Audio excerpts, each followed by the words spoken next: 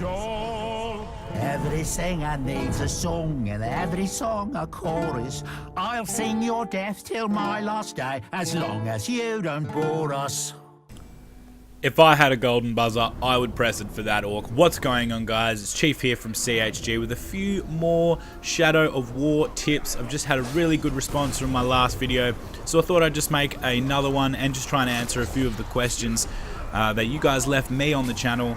See if I can clarify a few things with you guys, as well as show you some more handy hints for becoming the true Bright Lord. Let's see how well you play dead when you're dead! Gems are essentially stones that you attach to your weapons and equipment that gives it buffs. Now, each piece of equipment has a different buff depending on the gem. So the same wealth gem will not have the same effect on your dagger as it will have on your hood. So keep that in mind. Now, 3 lower level gems equal 1 of the next level, and so on and so forth. So you want to try and collect as many high level gems as you can. Now, if I could recommend one gem, it would be the 4th level gem, and you put it on your ring. Now, the reason you do this is because orcs will instantly gain 4 levels when you brand them. This is a really important gem to have, especially when you're trying to make sure that your orc army is as strong as humanly possible. And hey, there's nothing wrong with an easy 4 levels on a brand new orc. Praise Sauron, the beast doesn't see us. Throughout the game, you will encounter so many different orc classes. It's great, it keeps enemy variation high, which makes the game a lot more fun. But which orc classes should you pay attention to? Now, even the captains have classes. So you've come up against the standard classes, the warriors, archers, hunters, defenders, savages, and Olog-hai. But the advanced classes are what you need to look at when it comes to making sure your orcs are the right ones for the job. So, as a lot of their names indicate, assassins like surprise attacks and quick getaways, beastmasters can ride, summon, command, and heal Caragors, and even Grauks. Berserkers tend to fight enraged, have lots of HP and lots of aggression, so they fight and they attack very, very quickly, so on and so forth. Each of these traits gives you a really good indication of how that orc is actually going to behave on the battlefield. Now, these do counter each other as well. For example, marksmen will not be very good against berserkers. Marksmen are no good in close quarters combat, and they're no good when they're close up with swords, and they can't use their crossbow as an effective melee weapon. They also prefer to be on high ground. These are all things that add to the dynamic of the fight, so you need to make sure that you're picking the right classes for the right jobs.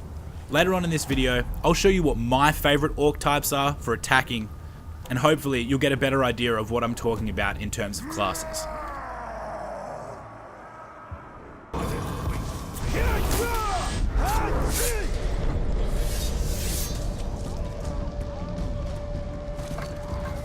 Legendary items can be acquired in a series of different ways.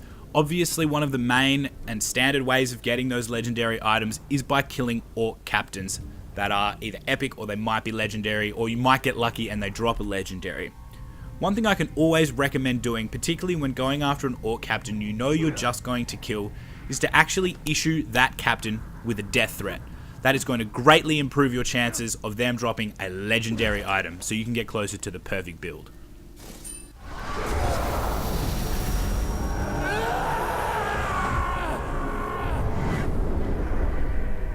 Okay, as I was mentioning before, I like certain things for my attacking orcs to have certain advanced classes that I prefer. Some of those are commanders are fantastic on the battlefield. Their gang of followers are buffed by their presence, and anyone else that fights around them is also boosted by their presence. You want commanders on the battlefields. Tanks.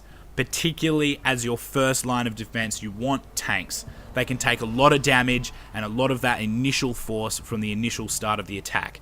You want tanks in the front line. I love destroyers. Destroyers are great.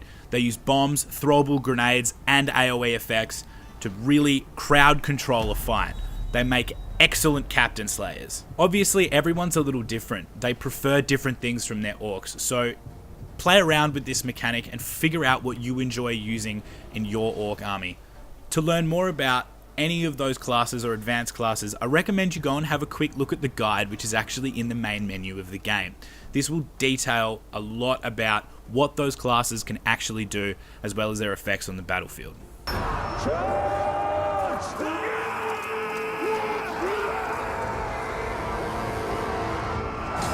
Now, there are many different ways you can tackle a fortress.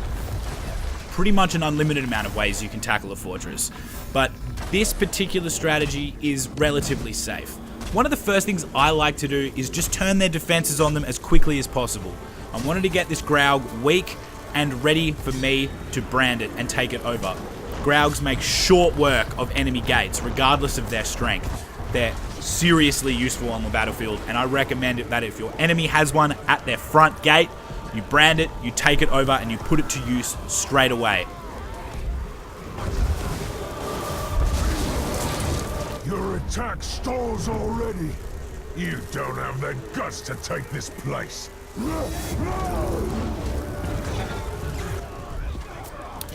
Another great tip for attacking fortresses is that if you get overwhelmed, don't be afraid to just run up the side of a building and get safe and go and brand some archers to get some health back.